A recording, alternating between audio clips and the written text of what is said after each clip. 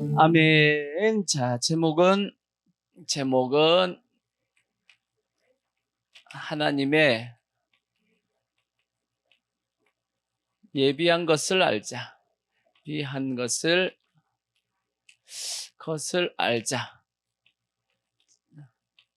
자, 지난주의 말씀을 잠시 요약의 말씀을 드리면, 자, 하나님께서는 우리를 부르시기 전에 모든 걸 다 예비해 놓으신다라고 말씀을 드렸습니다. 마치 우리가 애를 낳을 때 아이 낳기 전에 모든 걸 다 예비하고 나서 아이를 낳듯이 동일하게 하나님께서도 우리를 부르시기 전에 모든 걸 다 예비해 놓으셨다라고 말씀을 드렸습니다. 구약시대 하나님께서 예비해 놓으신 것이 뭐라고 말씀했냐면 가나안 땅을 예비하셨다라고 말씀을 드렸습니다. 하나님께서 가나안 땅이라는 곳을 예비하시고 그곳에 모아가지고 그곳에 불러들여가지고 그 안에서 하나님께서 축복해 주셨습니다. 그래서 구약 성경의 신명기를 보다 보면 하나님께서 가나안 땅에 들어가면 너희가 이러한 복을 받을 거다 하는 말씀이 쫙 기록이 되어 있습니다. 모세가 마지막 유언처럼 너희가 앞으로 가나안 땅에 들어가면 하나님께서 이러한 축복을 하실 거야. 그때 너희는 이렇게 하나님을 잘 섬겨야 돼 하고 쫙 기록한 말씀들이 신명기에 기록이 돼 있단 말이에요. 이해가 되시죠? 그것처럼 신약 시대는 하나님께서 어디를 예비해 주셨다고요? 예수 안을 예비해 주셨다고. 그래서 구약 시대 가나안 땅에서 주시겠다고 했던 모든 축복은 신약이 어디 안에서? 예수 안에서 하나님께서 주시겠다라고 그렇게 기록이 되어 있습니다. 그래서 우리가 에베소서 말씀 1장을 한번 쭉 읽어봤더니 전부 다 각 절마다 뭐가 기록되어 있었어요? 예수 안에서, 그리스도 안에서, 그 안에서 하나님께서 이러한 축복 이러한 은혜를 주시겠다 하는 말씀이 기록된 걸 읽었단 말이에요. 아멘. 그러니까 우리가 구약 시대가 아니니까 지금 신약 시대니까 우리는 어디에 거해야 돼요? 예수 안에 거해야 됩니다. 아멘. 그래서 신약 예수님께서 직접 하신 말씀 요한복음 15장 4절을 보시면 이런 말씀을 하셨잖아. 예수님께서 요한복음 15장 4절을 보면 어디 안에 거하라고요? 내 안에, 예수 안에 거하라. 그러면 나도 어떻게 해주겠다고요? 너희 안에 거하겠다라고 말씀했어요. 우리가 예수님 안에 거하게 되면 예수님도 어디에 계세요? 내 안에 계셔. 그러니까 우리 안에 누가 다 와 계세요? 예수님께서 와 계십니다. 아멘. 자, 가지가 포도나무에 붙어 있지 아니하면 스스로 열매를 맺을 수 없음 같이 너희도 내 안에 있지 아니하면 그러하리라. 가지가 나무에 안 붙어 있으면 열매를 맺을 수 없듯이, 그죠? 우리가 예수님에게 붙어 있지 않으면 열매를 맺을 수 없다라고 말씀합니다. 반대로 그래서 예수님은 나는 포도나무요 너희는 가지라. 그가 내 안에 내가 그 안에 거하면 사람이 열매를 어떻게 맺어요? 열매를 많이 맺는데. 그래서 우리가 예수 안에 거해서 많은 열매를 맺어 드릴 수 있기를 부탁의 말씀을 드리겠습니다. 아멘. 그리고 또 나를 떠나서는 너희가 아무것도 할 수 없습니다. 그러니까 예수님을 떠나서는 예수님에게 붙어 있지 않고서는 아무것도 할 수 없습니다.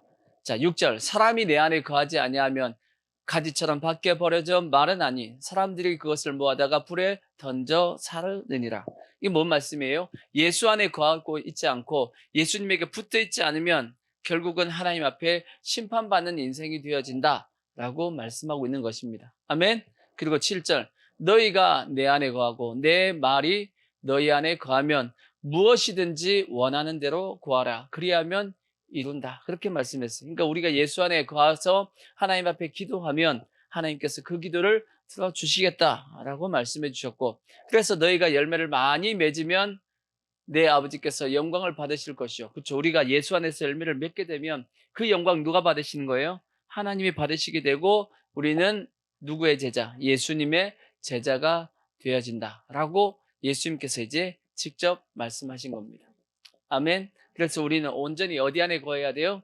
예수 안에 거해서 열매를 많이, 또 그 앞에 보면 저절로 맺어진다라고 되어 있어요. 가지가 나무에 붙어 있으면 저절로 열매를 맺음 같이 우리도 자동적으로 예수 안에 거하면 열매를 맺는 인생이 되어진다 하는 것을 꼭 기억하시고, 그래서 무조건 어디 안에 거해야 되냐? 예수 안에 거해야 됩니다. 아멘. 그래서 제가 말씀드린 것처럼 가나안 땅에서 주시고자 하는 모든 축복은 어디에서 주어진다? 예수 안에서 신약 성도들에게 주어진다는 말씀을 들었습니다. 그래서 우리의 신앙은 어디까지 가는 게 목적이냐면 구약 시대는 가나안 땅에 온전히 거하는 게 목적이고 가나안 신약은 예수안이죠. 예수안인데 그래서 신앙의 여정은 우리 인생의 여정은 어떻게 흘러가냐면 애굽에서 있다가 애굽에 있던 사람이 이스라엘 백성들이 광야를 거쳐서 어디로 가는 거예요? 가나안에 가듯이 애굽에 있던 이건 세상입니다. 세상에 있던 사람이 예수 그리스도를 믿고 광야 같은 어디예요? 시험과 연단을 통해서 어디에 들어가는 거예요? 가나안 땅 예수 안으로 들어가게 된단 말이에요. 이런 과정이 신앙의 여정이다라는 말씀을 드렸습니다. 그래서 어디까지 말씀드렸냐? 그럼 애굽에 있는 삶은 어떤 삶이냐? 애굽의 왕이 누구라 그랬어요? 왕은 바로란 말이에요. 바로이듯이 세상 임금은 누구예요? 마귀가 세상 임금이다 하는 말씀을 드렸고, 그래서 바로의 애굽에 사는 모든 사람은 바로의 종이듯이 이 세상의 모든 사람은 누구의 종이다? 마귀의 종로로 타고 있다. 아멘? 그렇게 돼 있단 말이에요. 그래서 종이니까 뭐가 없냐? 기업이 없다. 바로 애굽에 살고 있는 모든 사람들에게는 기업이 없듯이 동일하게 이 땅에 살고 있는 세상 사람들은 기업 없는 삶을 산다고, 기업이 없다고. 왜냐하면 죽으면 아무것도 못 가져갑니다. 그죠? 예수 믿는 사람은 죽으면 가지고 가야 안 가요? 다 가져갑니다. 어디에다 심어 놓은 것은, 하느님 나라에다가 올려놓은 것은 다 가지고 갑니다. 주님께서 이자를 엄청나게 불려놓으신다고 말씀했어요. 30배, 60배, 100배, 1000배 그냥 그것보다 더 많이 좋게 뭐하지 못하게끔 비교할 수 없을 만큼 하나님께서, 예수님께서 이자를 쳐주겠다라고 말씀했다고. 아멘.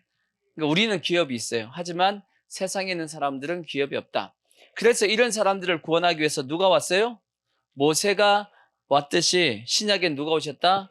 예수님이 오셨단 말이에요. 예수님이 구원하기 위해서 오셨고, 모세가 와가지고 뭐 했냐면 10가지 재앙을 퍼부었단 말이에요. 그를 통해서 애굽에 살고 있는 사람들을 구원하기 위해서, 그와 마찬가지로 예수님께서 이 땅에 오셔가지고 부르심에 대한 하나님께서 손길이 나타난단 말이에요. 그것이 마치 뭐처럼 나타나냐? 10가지 재앙처럼 나타난다는 말씀을 드렸습니다. 근데 중요한 것은 제가 지난주 결론 말씀으로 드렸던 것처럼 하나님은 언제 불렀다라고 말씀했어요. 언제 불렀다?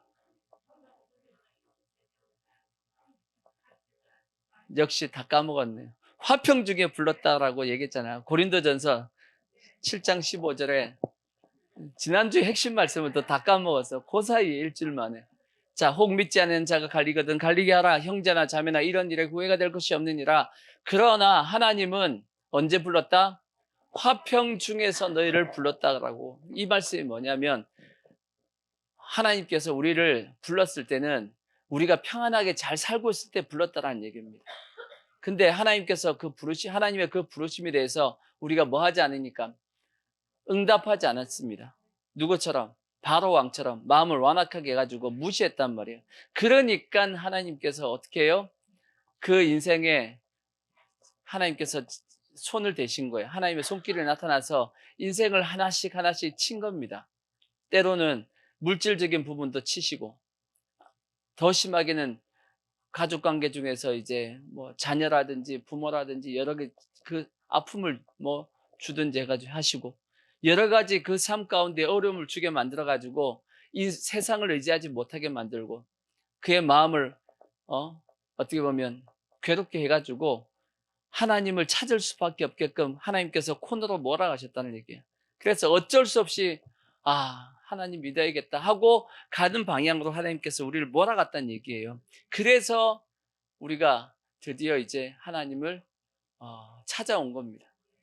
이해가 되시죠? 그렇게 하게끔. 그래서 예수 믿기 전에 잘 살던 사람이 쫄딱 망해가지고 하나님 믿은 사람이 많아요, 적어요? 많아요. 단언컨대 하나님이 분명히 그 사람이 잘 살고 있을 때 불렀습니다. 왜? 불렀다라고 말씀하잖아. 환평 중에 불렀었다고. 근데 그가 잘 살고 있을 때는 안 하나님의 그 부르심이 귀에 안 들어왔단 말이에요. 그죠? 변학재 집사님도 그죠? 쫄딱 망해서 왔잖아. 어, 어. 그러니까 예수님은 학생 때 예수님 만나는 게 제일 좋은 것 같아. 왜냐하면 학생 때는 뭐 망하고 자시고 그런 게 없잖아. 그때 학생 때 예수 믿으면 인생이 그나마 평탄하게 쫙 그냥 간다라고 볼 수 있는데, 연세가 좀 드시고 인생의 나름의 어떤 삶을 살다가 부름을 받으면 그냥 예수 안 믿거든요, 솔직히. 잘 살고 있는데 전도하면 안 믿잖아. 그렇지 않나요? 잘 살고 있는 사람들, 그냥 편하게 잘 살고 있는 사람들 예수 믿자 그러면 절대 안 믿거든. 근데 그 삶 가운데 어떤 문제가 생기는 겁니다. 자녀가 아프든지, 아니면 뭐 사업에 문제가 생겼든지, 남편이 바람을 피우든지, 뭔가 문제가 생기니까 하나님을 찾아온다는 얘기예요. 하나님의 부르심이 이제 응답을 하게 되는 겁니다. 그러한 말씀을 드렸는데, 근데 성경에 보면 아홉 번째까지, 몇 번째까지? 아홉 번째까지는 계속 바로의 마음이 완악했어요. 근데 마지막 몇 번째? 열 번째. 그 열 번째가 뭐예요? 장자의 죽음이 성경 오늘 읽었던 본문 말씀 6월절입니다. 6월절. 6월절을 통해서 하나님께서 뭐 하셨냐? 이스라엘 백성들을 구원하신 날이 6월절입니다. 6월절. 내가 일부러 안 그렸어. 왜냐면 6월절 설명을 하려고 그러지 않았어. 살살 글씨도 살살 썼어. 잘 지우려고. 6월절에 대한 말씀을 이제 드릴 텐데, 6월절이 중요한 이유는 뭐냐면 6월절을 딱 지났더니 6월절에는 크게 이제 두 가지의 어떤 역사가 나타났어요. 6월절을 통해서 6월절을 잘 지냈더니 무슨 일이 발생했냐? 첫 번째가 뭐냐면 바로가 보내줬어요. 6월절을 딱 했더니 바로가 나가 이제 안 되겠다 나가 했듯이 바로가 보내줬다는 얘기는 결국은 누가 손을 놨다는 얘기예요. 마귀가 손을 놨다는 얘기예요. 그와 마찬가지로 오늘날도 6월절이 확실한 사람은 바로가 마귀가 못 건드립니다. 아시겠죠? 왜? 건드릴 수가 없어. 6월절이 확실하니까. 그러니까 내보낼 수밖에 없어. 이제는 자기가 묶어둘 수가 없는 겁니다. 이해가 되시죠? 그래서 우리는 확실하게 6월절이 뭐 해야 되냐면 확실해야 됩니다. 두 번째가 뭐냐? 6월절을 딱 지났더니 뭐가 나타났어요? 불기둥과 구름기둥이 나타나. 성경에 보면, 자, 어딨냐? 출애굽기 13장 21절을 보시면 여호와께서 그들 앞에서 가시며 낮에는 뭐하고? 낮에는 구름기둥이에요. 낮에는 불기둥 하면 안 돼. 다 죽어버려. 아무래도 더운데 불기둥에 다 태워 죽일 일이 없잖아. 낮에는 구름이 딱 대표져가지고 그 광야 가운데 햇볕을 다 막아주시고 온도를 지켜주셨고, 밤에는 어떻게 해요? 불기둥이야. 밤에는 그 기온이 뚝 떨어진단 말이에요. 일교차가 심하대 그쪽은. 근데 하나님께서 불기둥을 통해서 전체적인 온도를 딱 지켜준 거야. 온돌방을 딱 만들어줘가지고 저녁에 편안하게 따뜻하게 이제 잘 수 있게끔 해주셨단 말이에요. 근데 이 구름기둥과 불기둥이 신약 성경에 뭘 말씀하고 있는 게? 성령이죠. 성령의 불기둥과 또 말씀의 구름기둥이라고 얘기하죠. 그러니까 6월절이 확실하면 하나님께서 그를 성령으로 이끌어 가시고 또한 말씀으로 이끌어 가시는 겁니다. 근데 문제는 뭐냐? 오늘날 성도들이 뭐가 확실하지 않냐면 6월절이 확실하지가 않아요. 이제 오늘 드릴 말씀이 이 6월절에 대한 말씀인데, 이 6월절이 확실하지 않으니까 뭐가 안 나타나냐면 성령의 인도하심이 없어. 또 말씀의 인도하심이 없습니다. 근데 예수 믿어도 그저 그냥 세상 사람하고 비슷하게 살아가는 이유는 뭐냐? 그가 6월절에 대한 확실한 신앙 고백을 하지 않았기 때문입니다. 이거는 그래서 성도인지 성도가 아닌지 분별할 수가 없어. 예수 믿는 사람인지 예수 안 믿는 사람인지도 참 이게 애매한 그런 성도들이 많단 말이에요. 그들 스스로도 성령이 인도하는 것 자체도 모르고 말씀이 인도하는 것 자체도 잘 몰라. 또 자기가 마귀 편인지 하나님 편인지 이게 구분이 안 되네. 여전히 마귀 편에 마귀를 자기 아버지로 삼고 있는 것 같기도 하고, 지금 우리나라 저는 솔직히 이렇게 생각이 들거든. 요번 대선에서 저쪽을 찍은 사람들은 저 사람들이 말지 하나님 편이야 마귀 편이야 그 생각이 솔직히 들거든. 안 그런가요? 아니 저쪽 편에서 지금 하는 모든 정책이 마귀 편의 정책을 다 만들어 놓고 있는데 어떻게 하나님의 백성이 마귀 편에 거기다가 성들을 할 수 있지? 이게 아니 나는 하나님의 사람이야 예수 믿는 사람이야 근데 투표를 마귀 편에다가 투표를 하면 그게 누구 편이야? 헷갈린단 말이에요. 그러니까 이게 지금 불분명한 지금 현재 이 시대가 불분명한 지금 시대가 되었습니다. 제가 보기에는 이 유월절이 진짜 예수 믿는 게 무엇인지를 이게 확실하지 않은 것 같아요. 지금 시대가. 이게 혼탁해졌습니다. 혼탁해졌다고. 그러니까 우리는 확실하게 뭘 지나야 되냐? 유월절을 지나야 됩니다. 그래서 마귀가 더 이상 못 잡아야 돼. 너는 내 편 아니야. 넌 가. 넌 저쪽 편이야. 하고 마귀가 그냥 놔야 돼. 이해가 되시죠? 그리고 유월절이 확실해가지고 뭐가 나타나야 돼요? 성령의 불기둥이 나타나고 말씀의 구름기둥이 딱 나타나서 불기둥과 구름기둥이 하는 게 뭔가요? 이스라엘 백성들을 인도하는 겁니다. 불기둥과 구름기둥이 딱 떠올라가지고 쫙 앞으로 가면 그 뒤를 누가 따라가요? 이스라엘 백성들이 쫙 따라갔단 말이에요. 그러듯이 우리의 삶이 그렇게 가야 됩니다. 결국 불기둥과 구름기둥이 어디까지 인도한 거예요? 가나안까지 인도한 겁니다.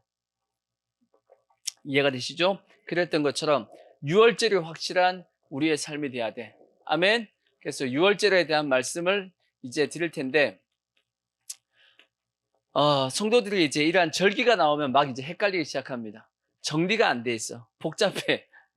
복잡한데 오늘 이제 유월절에 대한 말씀을 쭉 제가 다 적어 볼게요. 적어 보면 많긴 많아. 이렇게 해라 저렇게 해라 되게 말씀이 많은데 많아도 그렇게 복잡한 내용은 아닙니다.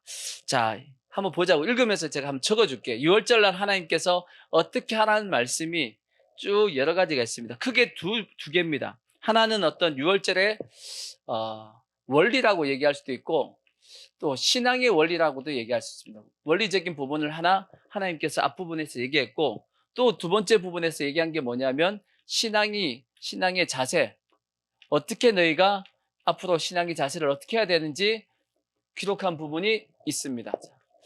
자, 볼까요? 자, 첫 번째 이제 한번 읽어보자고요.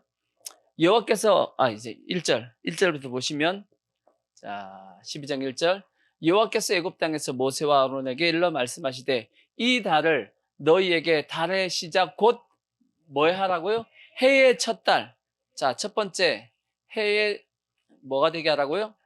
첫 달이 되게 하라고 말씀했습니다. 잠시 후에 설명드릴게요. 계속 읽어보자고요. 너희는 이스라엘 온 회중에게 말하여 이르라. 이달 열흘에 너희 각자가 어린 양을 취할지니 각 가족대로 그 식구를 위하여 어린 양을 취하되 뭘 취하라고요? 어린 양을 취하랍니다. 어린 양을 취하라. 그렇게 말씀했고 세 번째 자 계속 읽어보자고요. 그 어린 양에 대하여 식구가 너무 적으면 그 집의 이웃과 함께 사람 수를 따라 하나를 취하며 각 사람이 먹을 수 있는 분량을 따라 너희 어린 양을 계산할 것이며 너희 어린 양은 흠 없고 1년 된 수컷으로 하되 양이나 염소 중에서 취하고 어린 양이니까 몇 년 된? 1년 된 흠 없고 수컷으로 취하라고 말씀했어요. 그 다음에 이달 열흘 나은 날까지 간직하였다가 해질 때 잡아라 그랬어요. 해질 때 언제 잡아라고요? 해질 때 잡아라. 해질 때 잡으라는 얘기가 해질 때 양을 잡아라 이 얘기 아니고 양을 뭐 하라고요? 죽이라는 얘기야. 해질 때 양을 죽여야 돼. 그 다음에 7절 그 피를 양을 먹을 집 좌우 문설주에 바르고 피를 어디에 바르라고요? 문설주와 그 다음에 임방에 바르고 자, 좀 더 다 설명을 드릴게요. 임방에 바르고 그 밤에 고기를 구워 먹대. 자, 그 다음에 다섯 번째 뭐라고요? 고기를 불에 구워 고기를 먹어라. 고기를 먹으라고 말씀했죠? 그 다음에 여섯 번째 어디에 먹어라? 불에 구워 먹어라. 구워 먹어라 그렇게 말씀했고 그 다음 또 뭘 먹어야 돼요? 일곱 번째 무교병을 먹고 그 다음에 쓴나물과 아울러 먹고, 무교병도 먹고, 고기 먹을 때 고기만 먹지 말고 야채도 같이 먹으라고. 그러면 무교병은 밥도 같이 먹으라고. 아시겠죠? 좀 이따가 점심시간 때 밥 먹을 때 고기 드릴 거야. 밥도 올리시고, 고기도 올리시고, 야채도 올리시고, 그렇게 드세요. 고기만 와장창 다 드시지 마시고. 자, 그렇게 이제 먹으라고, 하나님이 골고루 먹으라고 지금 편식하지 말라고 말씀하죠. 자, 그 다음에 날 것으로나 물에 삶아서 먹지 말고 머리와 내장을 다 어떻게 해요? 불에 구워 먹으라. 반드시 불에 구워 먹어야 되고, 그 다음에 아침까지 남겨두지 말고, 아침까지 남은 것은 뭐 하라고요? 남은 것은 불살라라고 말씀했어. 그냥 아무 데다 버리면 안 돼요. 그 다음에 11절. 너희는 그것을 이렇게 먹을지니, 이제 그 다음 자세입니다. 첫 번째, 이렇게 먹으라는 거예요. 어떻게 먹으라고요? 허리에 띠를 띠고, 허리에 띠를 띠고. 그럼 두 번째, 발에 뭐하고? 신을 신고. 세 번째, 그 다음에 손에 지팡이 잡고, 손에 지팡이 잡고. 그 다음에 네 번째, 급히 먹으래요. 급히 먹어라.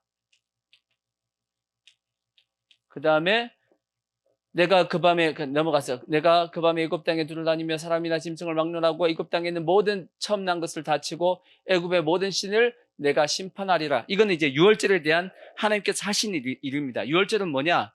하나님께서 뭐 하는 거라고요? 애굽의 모든 처음 난 것을 다 치고 뭐도 친다? 애굽의 모든 신들, 우상들을 치는 날입니다. 마귀를 족치는 날이야. 이해가 되시죠? 그래서 이제 13절, 내가 애굽 땅을 칠 때 그 피가, 그러니까 6월절의 뜻이죠. 6월이란 뜻이 뭐예요? 넘어간다는 뜻이지. 6월, 넘어간다. 그래서 그 칠 때 그 피가 너희가 사는 집에 있어서 너희를 위하여 표적이 될지라. 뭐가 표적이 된다? 피가 표적입니다. 피가 표적입니다. 어린 양의 피가 표적이라고. 그 어린 양이 뭐예요? 예수 그리스도의 피죠. 그 피가 표적이 된단 말이에요. 그러니까 그 다음에 내가 뭘 볼 때 하나님께서 뭘 보신다? 하나님은 피를 보신다라는 거예요. 하나님은 누구의 피를 보신다? 예수 그리스도 어린 양의 피를 보시고 너희를 넘어간다. 그래서 뭐가 너희를 멸하지 않는다? 재앙이 내려지지 않는다라는 거예요. 그러니까 우리에게 뭐가 있어야 된다? 예수의 피가 있어야 돼. 하나님이 피를 보시면 우리는 심판받지 않고 구원받게 된다고. 아멘. 그 말씀을 이제 이 12절과 13절은 유월절에 대한 영적인 의미를 하나님께서 딱 설명해 주신 겁니다. 다 아시는 내용이니까. 마지막 다섯 번째 뭐라고 돼 있냐? 너희는 이 날을 기념하여 여호와의 절기를 삼아 영원한 규례로 대대로 지키라. 대로 지키라. 이건 말한 기념하라 말씀이에요. 기념. 자, 시간이 없어서 막 적었어요. 이쁘게 못 적었어요. 자, 보시면 이게 지금 하나님께서 유월절 날 이렇게 하라고 지금 현재 기록한 말씀이에요. 되게 많긴 많습니다. 많긴 많은데 각 나름의 어떤 의미가 있다는 얘기예요. 그 의미를 이제 짤막짤막하게 이제 설명을 드릴게요. 아시겠죠? 자, 그러니까 신학의 이 앞부분은 유월절의 원리와 어떻게 보면 신앙의 원리적인 모습이고, 그 다음에 저 뒷부분은 이런 자세를 가지고 먹어야 된다 하고, 우리가 예수님 제일 처음 믿을 때, 예수님 믿을 때는 저러한 모습으로 예수님을 믿어야 된다 하는 것을 설명해 놓은 겁니다. 이걸 잘하면 뭐가 되어지고, 바로가 마귀가 손 놓고 나가라고 하고, 뭐가 떠오른다? 구름 기둥과 불 기둥이 떠오르고, 이게 안 되면 이게 안 나타나는 겁니다. 이런 역사가 나타나지 않는다고. 자, 그러면 이제 한번 처음부터 보자고요. 6월절이 뭐가 된다? 해의 첫 달이 된다. 해의 첫 달이 뭐예요? 1월달 해라 그 뜻입니다. 그러니까 6월절은 유대력으로, 그러니까 우리는 저 양력이잖아요. 그죠? 그거 말고 유대력입니다. 유대인의 달력은 또 따로 있습니다. 우리나라도 또 달력이 하나 더 있죠? 뭐가 있나요? 음력이 있죠. 저기 절간가도 있어요. 절간도 달력이 또 따로 있어요. 자기 달력이 있죠. 북한 가면 북한도 달력이 자기 달력도 있어요. 뭐 주체력인가 해가지고 주체 몇 년 해가지고 있어요. 있다고. 근데 6월절의 달력도 따로 있습니다. 우리하고 3개월 차이 납니다. 3개월 차이 나는 유대력이 있어요. 그 유대력에 따르면 6월절이 있는 해를 그 달을 첫 달로 삼으라는 겁니다. 첫 달 1월 달로 삼으라는 얘기예요. 6월절은 그럼 몇 월 며칠이냐? 1월 아까 보니까 14일로 돼 있어. 1월 14일이 6월절입니다. 이걸 첫 달로 삼으라는 것은 이제부터 너희가 뭐 하는 거라는 얘기냐면 시작이다 그 뜻입니다. 이제부터 시작이다. 그 전까지는 하나님께서 인정하지 않습니다. 그러니까 우리가 예수 믿기 전에 우리가 어떻게 살한 거에 대해서는 하나님께서 계수하지 않습니다. 거기는 아무리 예수 믿기 전에 아무리 착하게 살고 선한 일을 많이 하고 했다 할지라도 거기는 뭐가 없냐면 상이 없습니다. 상이 없어요. 아무리 착하게 살아도 거기는 상이 없어. 지난주인가 전 목사님 설교 들어보니까 그런 얘기가 나오더만, 아니 예수 믿기 전에도 착한 일하고 했으면 그걸 인정해야 되지 않냐고. 인정해야 되지 않냐. 근데 전 목사님이 재밌게 이런 얘기를 하더만, 예를 든 것이 뭐냐면 전 목사님이 이제 밖에 나가서 있다가 집에 들어왔더니 서명 사모님이 고기를 왕창 구워가지고 이제 소고기를 구워가지고 맛있게 딱 요리를 했어. 근데 소고기니까 좋잖아, 그죠? 맛있겠죠. 근데 딱 먹으려고 그랬는데 이거 어디서 났어? 근데 돈이 없는데 했더니 서명 사모님 뭐라 그랬냐면, 내가 처녀 때 만났던 애인이 있었다고.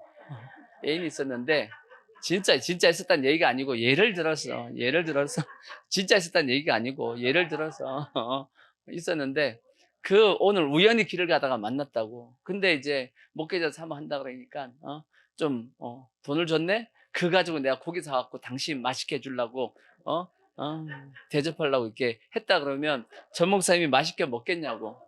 그런 예를 들더만. 그런 예를 들더만. 맛있게 먹겠어요? 뒤엎어버리지. 제가 생각에 전 목사님 성격이면 더 엎어버리네. 상 엎어버리네.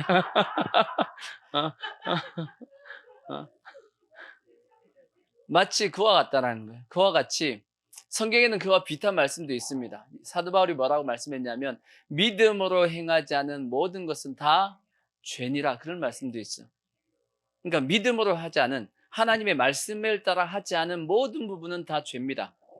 왜냐하면 그 발로가 자기의 어떤 기준을 가지고 행했기 때문입니다. 우리가 가지고 있는 이 죄의 개념은 성경이 말씀하고 있는 죄의 개념하고는 약간 다릅니다. 성경에서 말씀하고 있는 죄의 개념은 뭐냐면 선악과를 따먹은 거죠. 선악과를 따먹었단 말이에요. 이게 선악과가 결국은 죄가 시작된 시점이잖아. 선악과를 통해서 인간에게 주어진 어떤 이 능력이라고도 얘기하기 좀 애매하지만 인간에게 없었던 것이 생겨났다고. 그게 뭔가요? 선악과니까 선과 악을 나눌 수 있는 기준을 가지게 된 거예요. 선악에 대한 기준을 인간이 가지게 된 겁니다. 원래 이 선악의 기준은 누구만 가지고 있냐? 하나님만 가지고 있었는데 선악과를 먹는 순간 인간 속에도 선악의 기준이 확 들어와 버린 거야. 이해가 되시죠? 그래서 이 기준 자체가 다 뭐가 되냐면 죄입니다. 그래서 우리가 예수를 믿으면 이 기준을 누구한테 돌려드려야 돼요? 하나님 앞에 돌려드리는 겁니다. 하나님께 돌려드린다는 게 뭐냐면, 이 기준이 이제부터 뭐다? 하나님이다. 그러니까 하나님의 말씀만이 기준이고, 말씀 외에 그 어떤 것도 뭐가 안 되냐면 기준이 될 수가 없다라는 겁니다. 그죠? 그래서 인간이 나름 자기의 기준을 가지고 착하다, 선하다, 좋은 일이다 하는 그 모든 것도 다 어디에서 나온 거냐면 선악과에서 나온 거야. 이해가 되시죠? 그래서 인간이 보기에 착한 일이라 할지라도 그것은 다 뭐가 된다? 죄가 된다는 거예요. 어디서 나왔습니까? 선악과를 먹어서 나온 겁니다. 이해가 되시죠? 그래서 세상 사람은 이런 개념을 이해하기가 솔직히 힘들어요. 근데 우리는 이제 어느 정도 믿음 있는 사람들은 그렇구나, 원리가. 그래서 예수 믿기 전에 했던 모든 착한 일도 뭐가 된다? 죄가 되는구나 하는 것을 이해할 수 있는 겁니다. 아시겠죠? 모르겠나? 아직도 어렵나요? 예수 믿기 전에 가졌던 모든 선악의 기준은 다 어디서 나온 거예요? 선악과에서 나온 거야. 선악과로 말미암아 발생된 거기 때문에 다 죄입니다. 아시겠죠? 예수 믿은 이후에 우리의 모든 기준을 누구한테 돌려드려요? 하나님 앞에 돌려드린 것만 그게 이제 선이야. 아시겠죠? 그게 하나님 뜻 안에서 행한 것이고 그 전에 행한 모든 것은 하나님 뜻 밖에서 행하기 때문에 다 죄가 된다고. 어려워도 넘어가자고. 설명할 게 많아. 이해력이 부족한 거 어떻게 해 이걸. 자, 그래서 성경에 보면 하나님께서 창세기를 이렇게 쭉 보십시오. 나이가 기록된 사람이 있고 나이가 기록되지 않은 사람이 있어. 성경에 보면 그 차이가 뭔지 아세요? 아벨의 계보, 믿음의 계보의 사람들에 대해서는 나이가 기록돼 있어. 몇 살 살고 죽었다, 몇 살 살고 죽었다라는 게 다 기록이 돼 있어요. 근데 가인의 계보, 믿지 않는 그 계보는 이름만 있어. 누굴 낳고 죽었다, 누가 누구 낳고 죽었다, 그것만 있지 몇 살 살다가 죽었다라는 내용이 있어요, 없어요? 없어요. 왜? 하나님께서 계수하지 않았습니다. 왜? 그는 처음부터 계수할 수 있는 뭔가 하나님 앞에 우리가 뭔가 했다라고 할 수 있는 일이 없기 때문이에요. 왜? 시작을 안 했으니까. 이해가 되시죠? 아벨의 계보는 태어남과 죽음이 그 기간을 다 적어놨는데 가인의 계보는 그게 없단 말이에요. 아예 시작을 안 했기 때문입니다. 시작을 안 했기 때문에. 이해가 되시죠? 그래서 우리는 다 유월절을 지나야 돼. 유월절을 지나서부터가 이제 우리의 뭐가 되냐면 실제적인 나이가 되는 겁니다. 아멘. 그러니까 저는 이제 19살 때 예수 믿었으니까 지금 이제 50이 됐구나. 50이 됐습니다. 31년 예수 믿었는데 31년.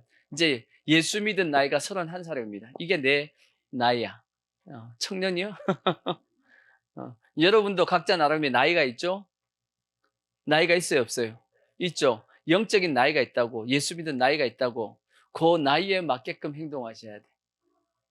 내가 예수 믿었는지 30년, 40년, 50년 됐는데 여전히 어린아이처럼 행동하고 있으면 그건 부끄러운 거야. 자랐어야지. 그죠? 나 예수 믿은 지 이제 몇 달 안 됐으면 어쩔 수 없어요. 어린아이지 뭐. 세상적으로 보면 나이가 있어 보여도 예수 안에서는 아직도 어린아이인 겁니다. 우리가 그러니까 이해해 줘야 되는 거예요. 왜? 어린아이와 같은 행동을 하더라도 예수 믿은 지 얼마 안 됐으니까 어린아이와 같은 행동하는 것이 당연한 겁니다. 그러니까 교회는 세상 나이로 그 사람의 행동을 이제 분별하면 안 되고 무슨 나이로? 신앙의 나이로 그 사람의 행동을 분별해 줘야 돼. 아시겠죠? 그래야지만 이게 문제가 안 생기지. 안 그러면 새신자 보고 너무 많은 것을 요구하면 어렵단 말이에요. 그러니까 그게 해의 첫 달입니다. 이제 시작이다. 이제부터 내가 너희를 이제 계수하겠다 하고 하나님께서 해의 첫 달로 삼았습니다. 그 다음에 뭘 취하라고요? 어린 양을 취하라. 어린 양을 이제 취하라고 말씀했죠. 1년 그러니까 1년 됐으니까 이제 어린 양입니다. 이것은 세례 요한이 잘 설명해 놨습니다. 세례 요한이 얘기하길 예수님을 딱 보면서 뭐라 그랬어요? 보라, 세상 죄를 지어가는 하나님의 어린 양이로다. 아멘. 그러니까 이 어린 양을 취하라는 것은 이 어린 양은 누구다? 예수 그리스도다. 이거는 설명하기 너무 쉽죠. 그러니까 예수님께서 6월절 날 죽은 어린 양이 된 겁니다. 아멘. 그 다음에 어린 양을 잡아라, 죽이라고 말씀하죠. 언제 잡아라고 말씀했어요? 해질 때 잡아라 그랬어요. 해질 때. 왜 해질 때 잡아라 그랬냐? 이 해질 때 나중에 누가 죽어요? 예수님이 해줄 때 죽어요. 예수님이 언제 죽어요? 예수님이 운명하시는 시간이 오후 3시거든. 오후 3시에 이제 십자가에서 죽으신단 말이야. 그죠? 예수님이 오전 9시에 달립니다. 십자가에 달려서 6시간 동안 십자가에 달리셨고 오후 3시에 이제 딱 죽으셨단 말이야. 이해가 되시죠? 근데 그날이 무슨 날이에요? 그날이 무슨 날이죠? 몇 월 며칠? 6월절 달력으로 유대인력으로 몇 월 며칠이에요? 몇 월 며칠? 6월절이 1월 14일이니까 예수님이 며칠 날 죽었어요? 그 전날 죽었잖아. 1월 13일 오후에 이제 해질 때 죽었다고. 이렇게 얘기를 해도 아직 이 계산이 안 돼. 계산이 안 돼. 주의 아버지, 이 계산에 약한 우리 성도들. 어찌해야 좋을지. 이 하루만 그냥 빼면 되는데 하루를 못 빼네.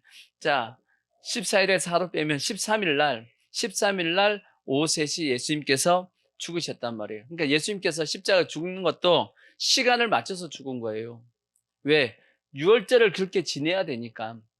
이해가 되시죠? 그래서 예수님께서 십자가에 죽으시고, 그게 이제 첫날입니다. 첫날. 예수님께서 죽으신 날 첫날. 그 다음 날이 무슨 날? 유월절이었어요. 유월절. 유월절이고, 그 다음에 유월절 다음 날 예수님께서 뭐예요? 부활하셨단 말이에요. 첫 번째 하루, 이틀, 3일. 그래서 예수님께서 죽으신 지 사흘 만에 부활하신 겁니다. 이해가 되시죠? 그것도 또 다른 의미가 하나가 더 있어요. 뭐냐 하면 7대 절기가 있죠. 유대인들에게는 7대 절기가 있습니다.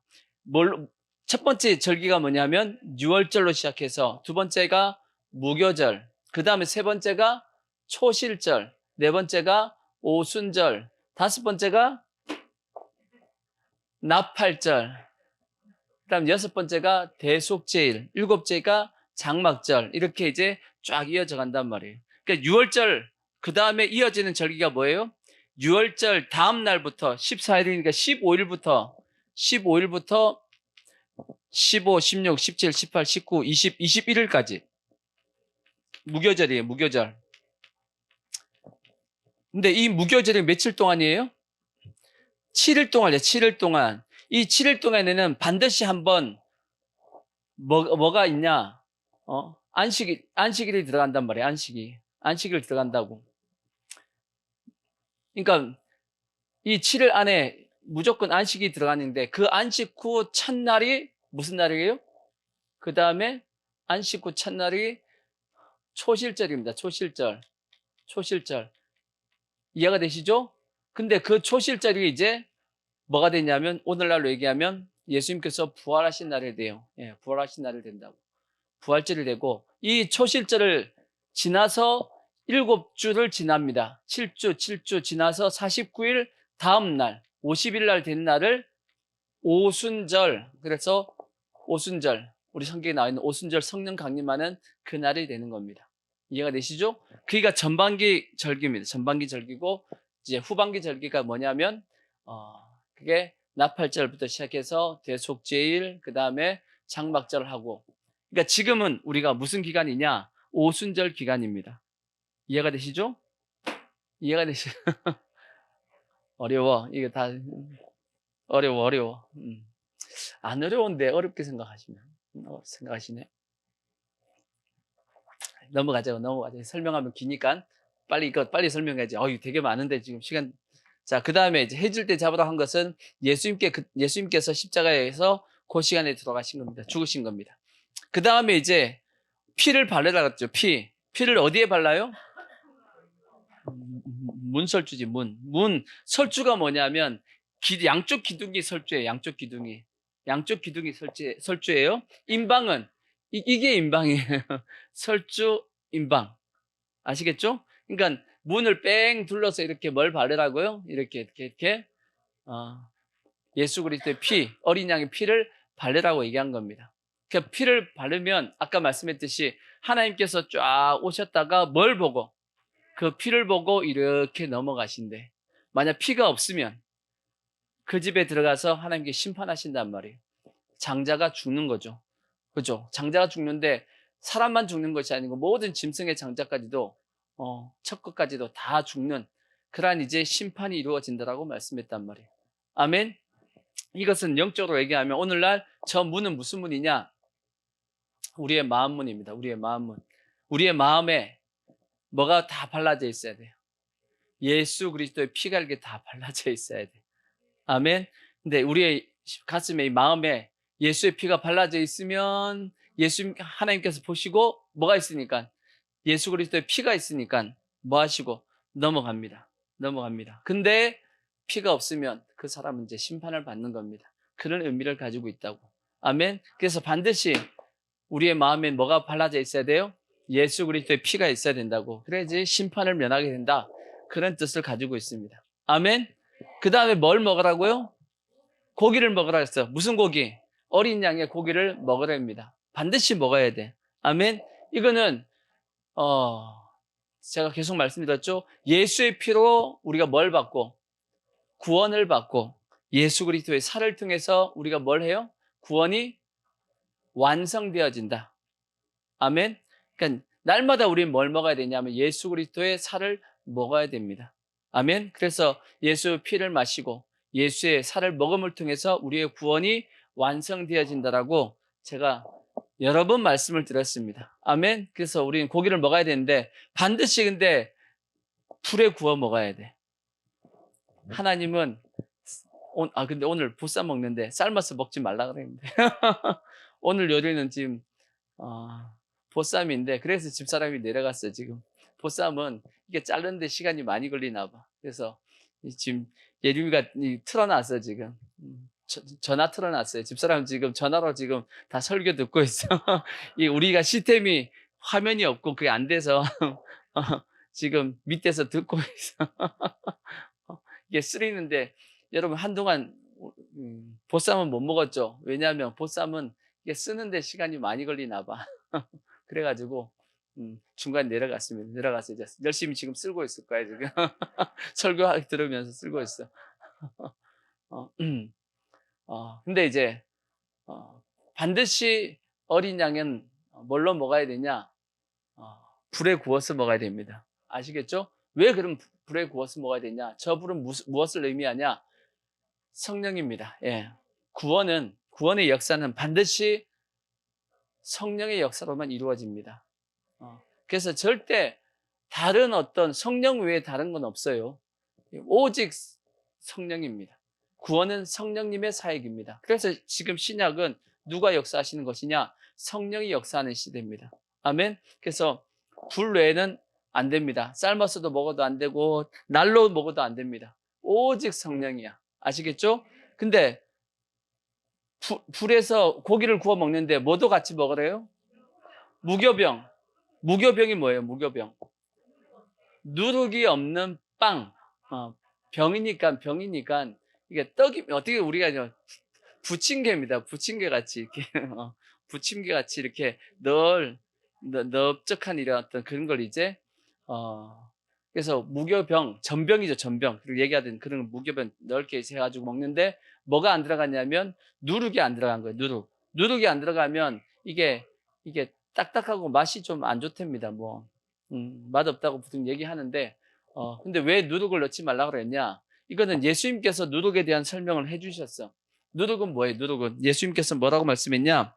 자, 마태복음 16장 6절을 보시면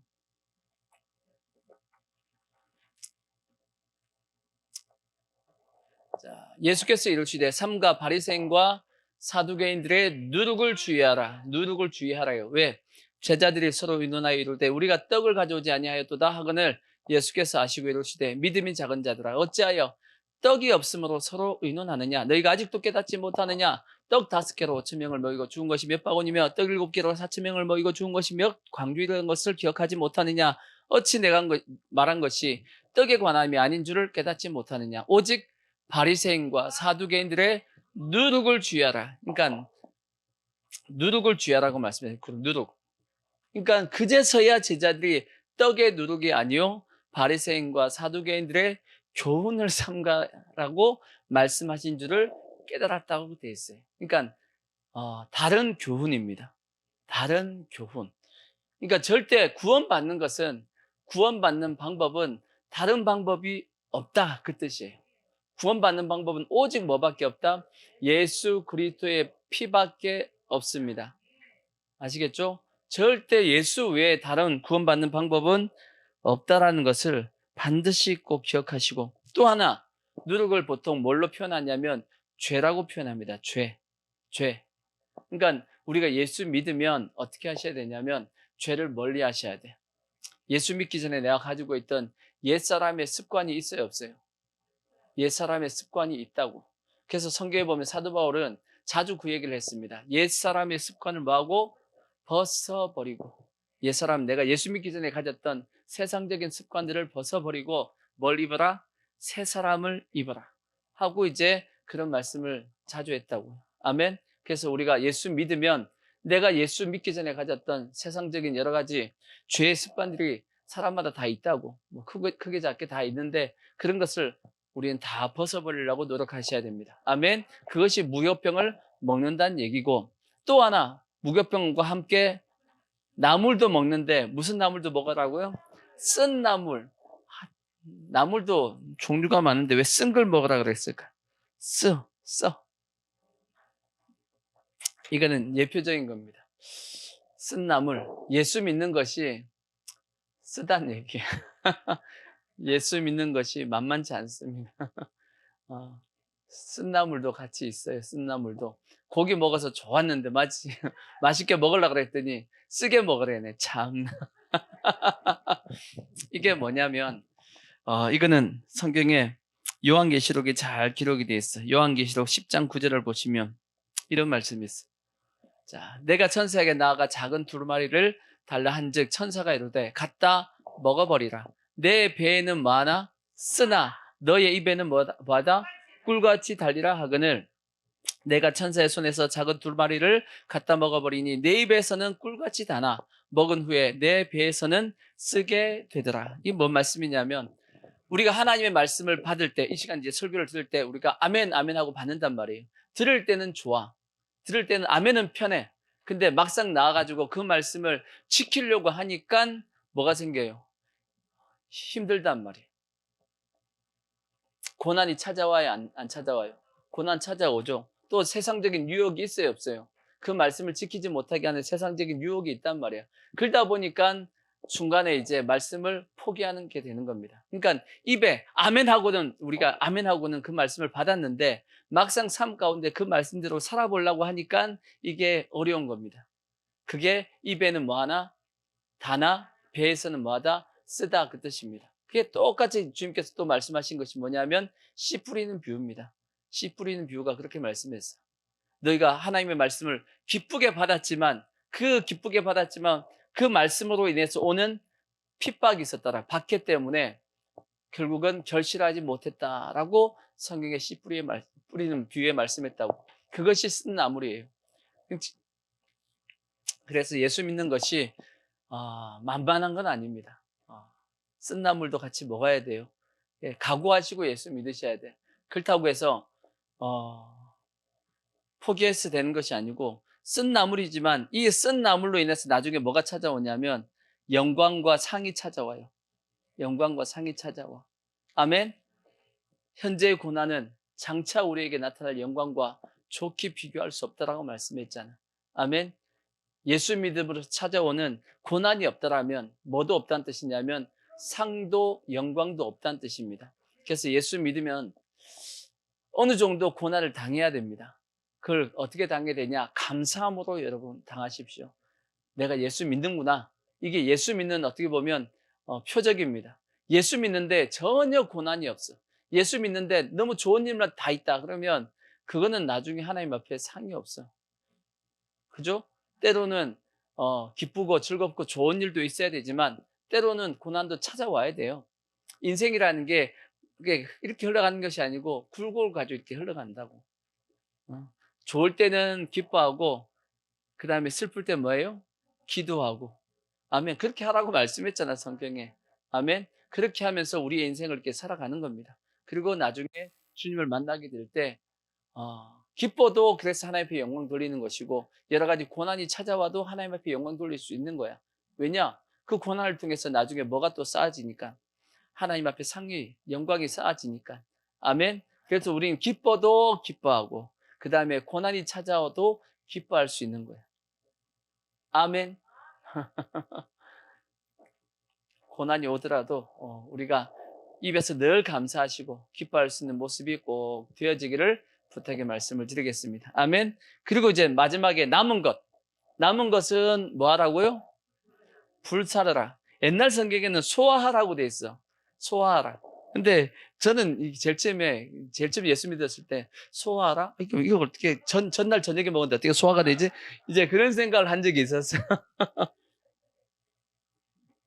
근데 그 소화가 아니고 불 질러라, 불 살려라 그 뜻인데 근데 우리가 보통 소화하라 그러면 학생 때 소화라는 단어를 보면 이게 소화시키는 거예요? 아니면 불로 살아나는 거예요? 학생 때는 그냥 소화하라 그러면 소화시키는 걸로 생각하잖아. 근데 제일 처음 읽었을 때는 그 생각을 했다고. 저녁에 먹었는데 아침까지 다 이게 소화가 되나? 어떻게 이걸 내가 소화를 내 마음대로 시키지? 그런 생각을 한 적이 있었는데 그때는 아무것도 모를 때지 그냥 막 성경 읽을 때니까. 근데 이제 불살라라는 얘기예요. 왜 불살라라고 그랬을까요? 왜 불살라야 되죠? 남은 거는? 어.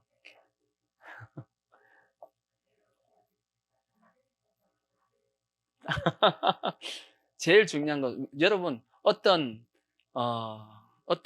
진짜 귀한 게 있는데 이건 버려야 될 거야.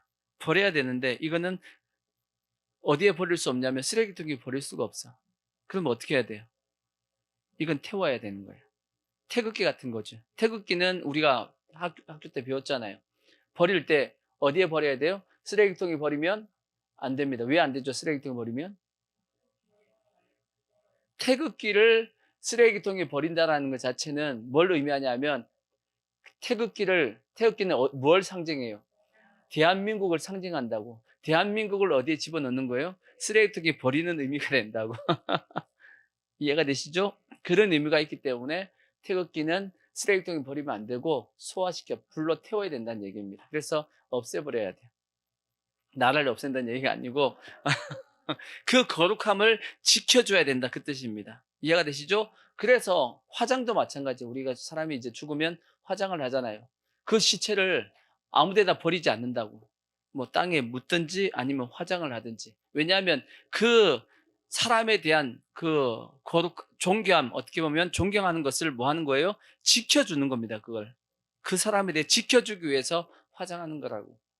이해가 되시죠? 그래서 그와 마찬가지로 남은 것은 다 소화란 얘기는 뭐냐면 예수 그리스도의 이 고기와 살과 피에 대해서 또한 유월절에 대한 저 의미에 대해서 너희가 거룩하게 여기라 그 뜻입니다.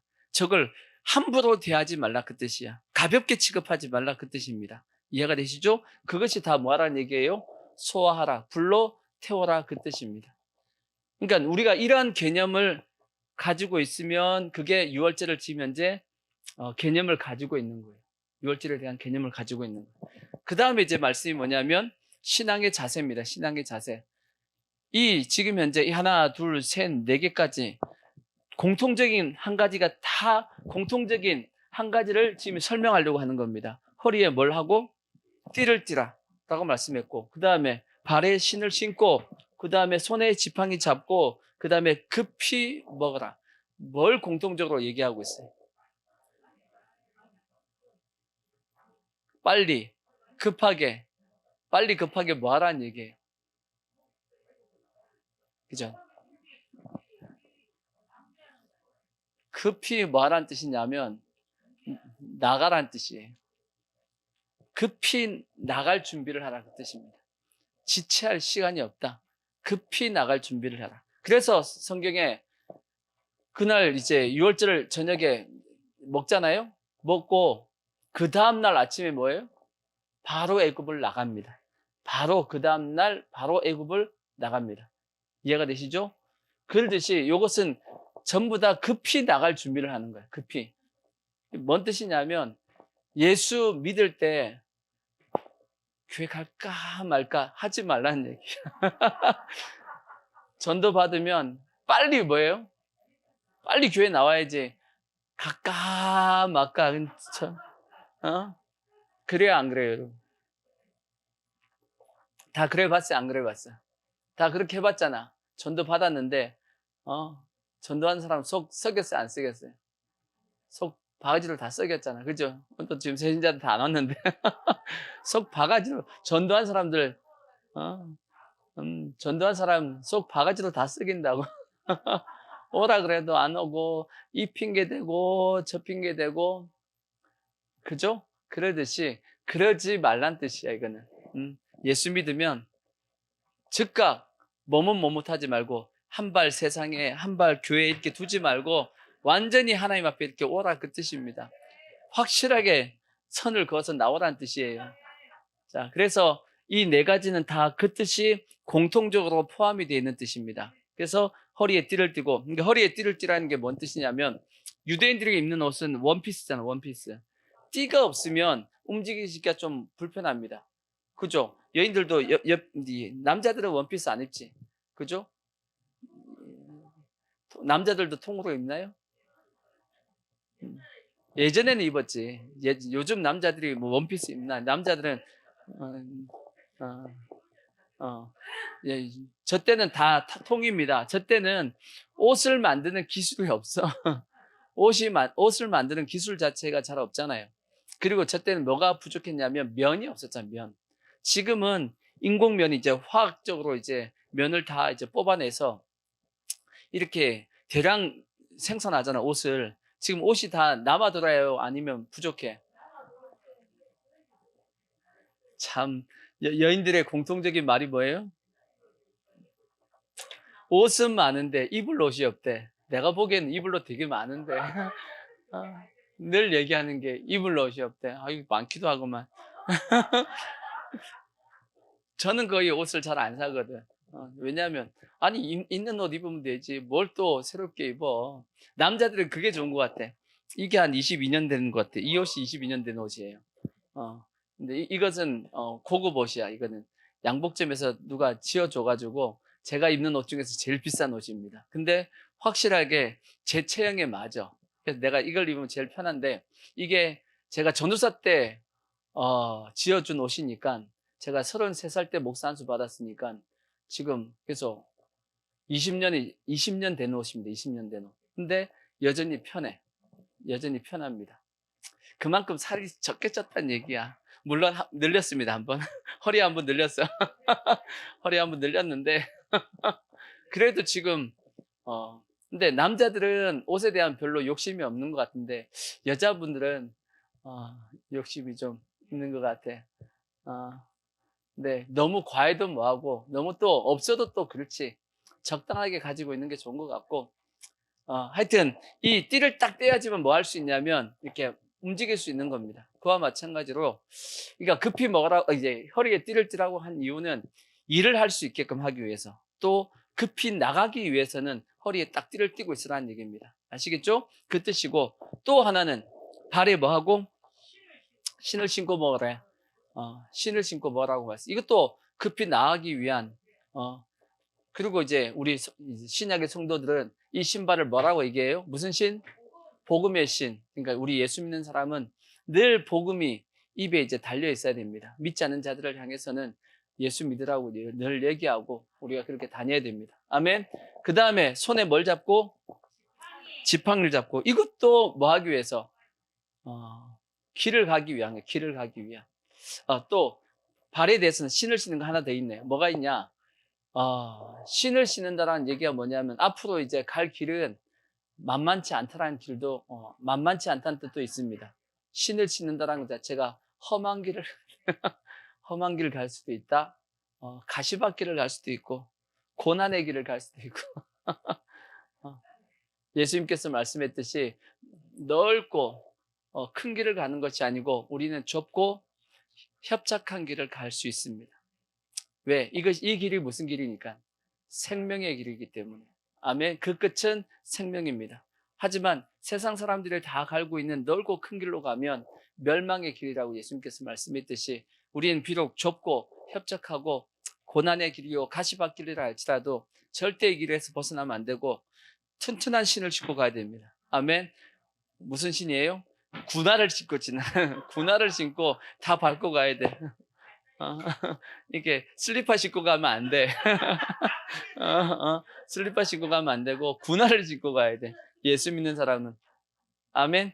자, 그리고 이제 손에 지팡이 잡는다는 말씀 뭐냐면 이것도 먼 길을 가기 위한 거예요. 지팡이가 있으면 험한 길을 갈 수 있잖아. 그래서 산이나 이런 데 갈 때는 뭘 들고 와요?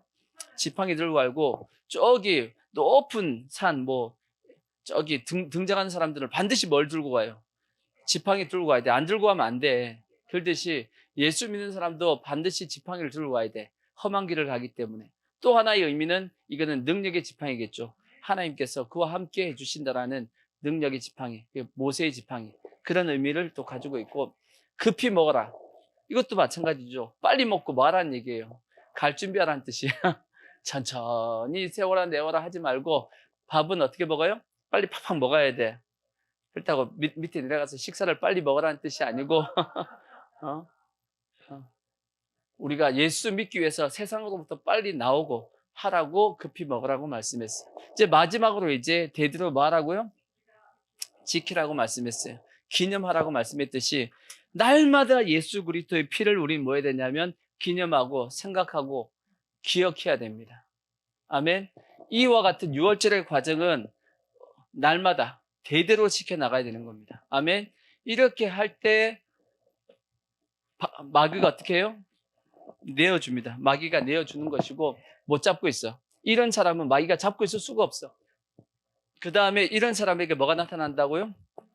불기둥과 구름기둥이 나타나서 저 사람을 인도해 갑니다. 내가 잘 가는 것이 아니고 하나님의 성령이 그를 인도해 가신다고. 그래서 우리는 하나님께서 인도하시는 불기둥과 구름기둥만 뭐 하면 돼요? 따라가면 돼. 내가 어떤 길을 가야 되나 그 고민할 필요가 성경은 없어요. 왜? 하나님께서 인도하신다라고 되어 있으니까. 아멘. 그러니까 내가 앞으로 어떤 길을 가지? 내가 앞으로 어떤 사역을 해야 되지? 솔직히 걱정할 거 없어. 하나님께서 뭐 하시냐? 인도하십니다. 하나님께서 가자 하시면 가면 됩니다. 그래서 하나님의 말씀은 주의 말씀은 내 발의 등이고 내 길의 빛입니다. 하나님께서 등과 빛이 되어 주셔가지고 앞에서 바로 앞에서 인도해 가실 겁니다. 우리는 그 길만 뭐 하면 돼요?